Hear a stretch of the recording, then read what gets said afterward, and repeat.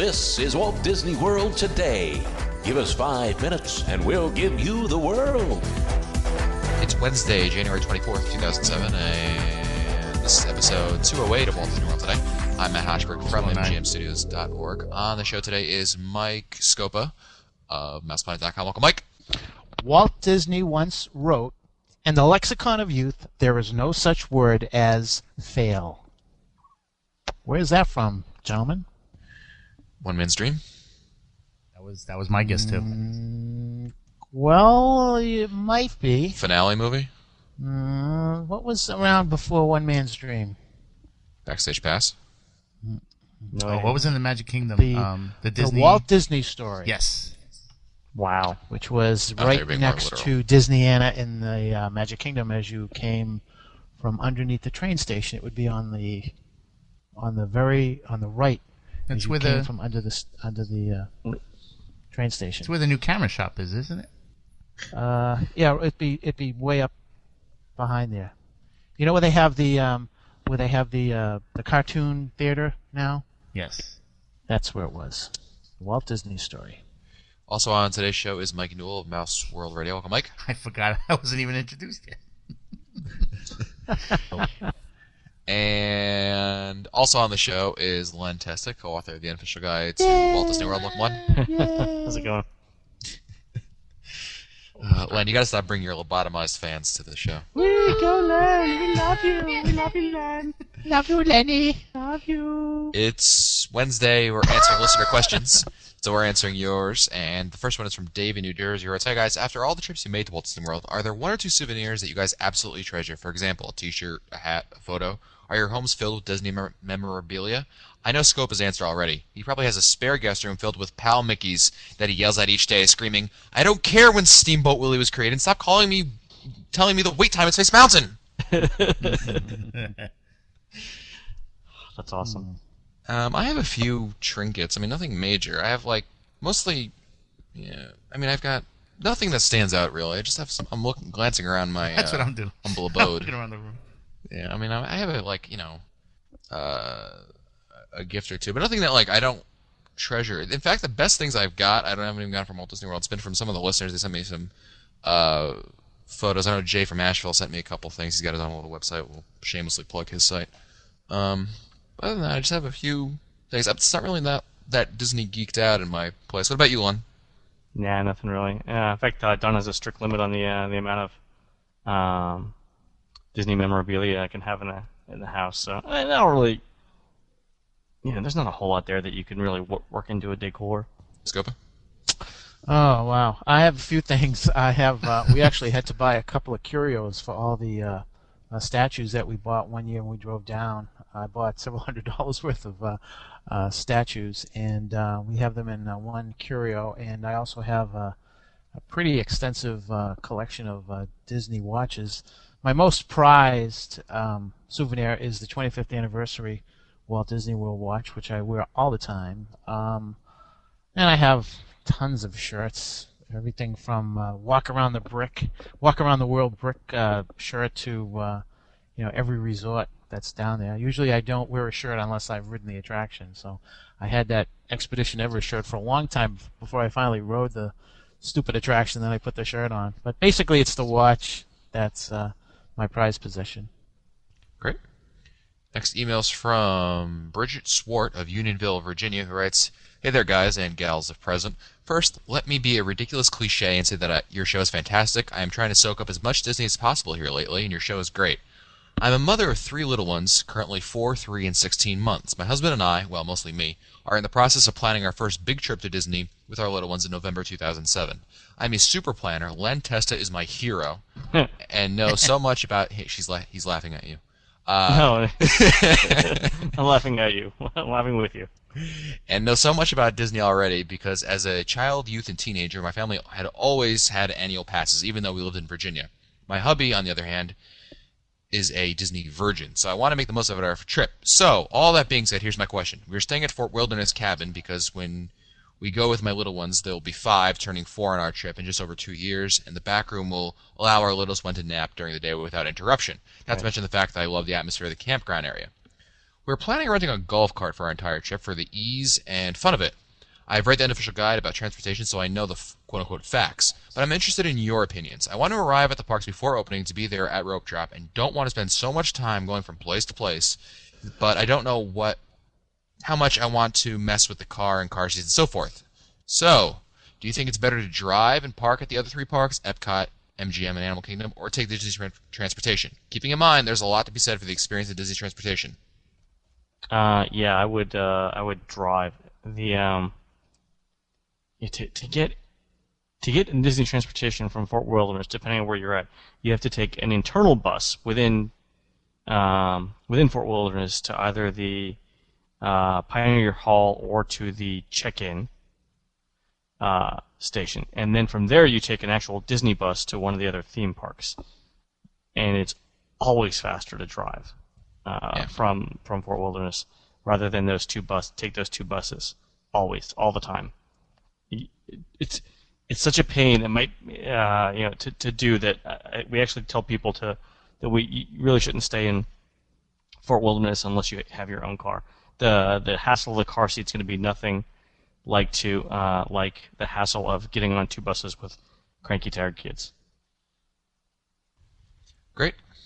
Next email comes from...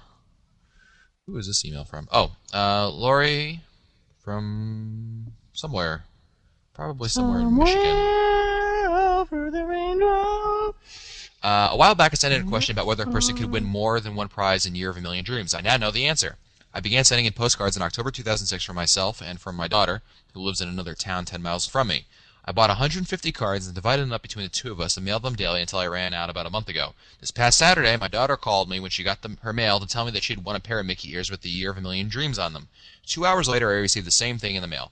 That was awesome. Not only did we win, but we won the same thing on the same day. Perfect. Since I have 2 grandkids and now they can each wear a pair of ears on our next trip to Walt Disney World. Then yesterday, my daughter called me at work to tell me that she had won again. This time it was a lanyard with 2 pins on it. One was Mickey and Minnie, the other was Goofy and Donald with Year of a Million Dreams on them. My husband said, I bet you have one waiting for you at home too, and I replied it was a fluke the first time and no way would I win 2 things in just 4 days like my daughter. But wait, he was right. The same prize was waiting for me at home. We had assigned for the items. They were certified mail from Disney parks. There were cards in each of the package congratulating us. Awesome. So that answers that question right there. Congratulations.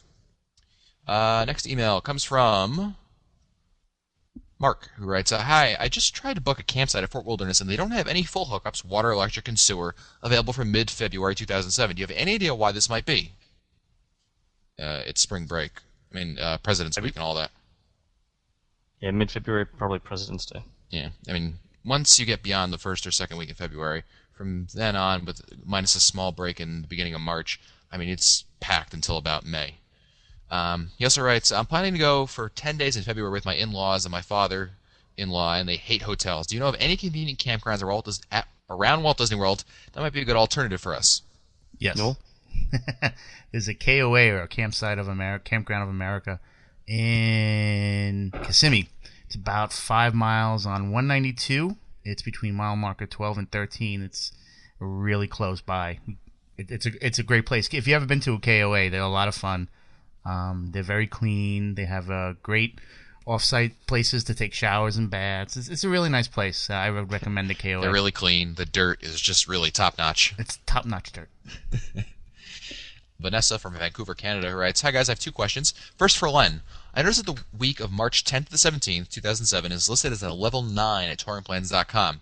Wow. Of course, this is when we are planning to go escape the Canadian winter. How accurate are your predictions in general, and should we be planning for really large crowds? Good question. Yeah, in general, the accuracy of the predictions. Remember, the predictions are what the peak wait times are going to be at the Magic Kingdom.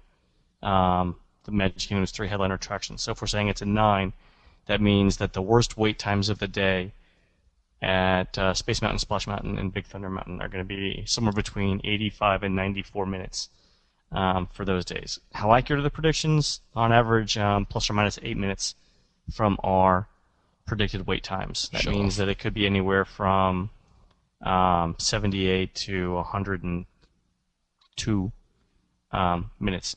Generally speaking, it's pretty accurate though. a couple of things. I think we've talked about this before. A couple of things that go into those predictions are Disney's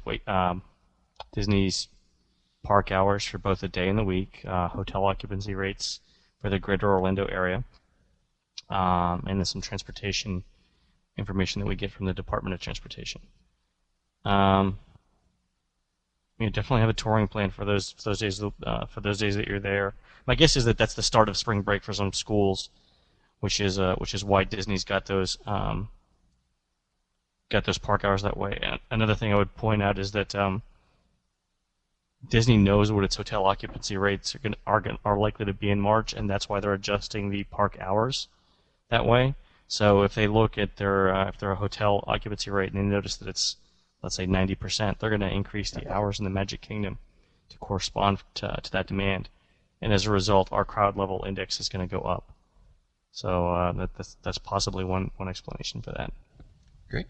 Vanessa also wants to know, the other question is about old park hopper passes. We have 3 days left on some old passes, but we want to visit the parks this time for at least 6 days. Should we keep the old passes and buy 3 new day passes, or should we transfer the credit from the old passes to new 6-day passes? We will be getting the park hopper option. Thanks so much. Love the show, even Len's singing, and especially Christina's sense of dry humor. So, what was that? That's a tricky question. 3 days left on some old passes. Should they keep the old passes and buy new 3-day passes, or just transfer the credit from the old passes to new 6-day passes? Well, let me ask you this: the old passes, Matt, do they have park hopper option? Yes, she says the other question is about old park hopper passes. Well, okay, I was going to say if they bought new 3-day passes and they wanted park hopper options, they're adding. Well, I guess I was going to say they're paying for that twice, so why not just take the credit, put it towards a 6-day, and then take it from there? That might be the easiest way to do it. I don't know. That's what I would do. I think my opinion is just simply that I would just buy the new 3-day pass. Really, would you? Yeah, I think. Although, well, here's the other way of thinking about it. If you have the 3-day pass that you already have, right? The old, and it has 3 days on it, and so you apply the 3-day pass. Those, obviously, the first 3 days are the most expensive, and when you tack on some more days, it becomes very inexpensive. So if that's the method, like if that's how they're going to do it, and it's cheaper. If you're paying for days 4, 5, and 6, then it's much cheaper, and you should definitely do that. Right. I would inquire.